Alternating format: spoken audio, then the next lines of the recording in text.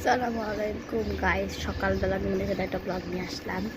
তো আমি রাত্রের ব্লগের ভিডিও বানাইছি। আমি বুঝতেছি না গ্যালারি থেকে ভিডিওটা ডিলেট হইতেছে কেমনে।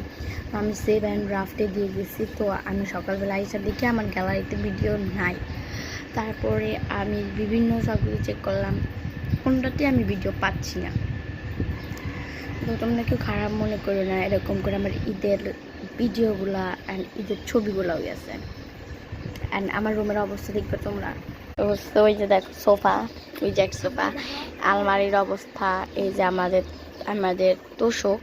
কেউ মিন করো না, আসলে আমাদের ঘর বাড়ি এমন, বাট ওই যে ওই টাইলস।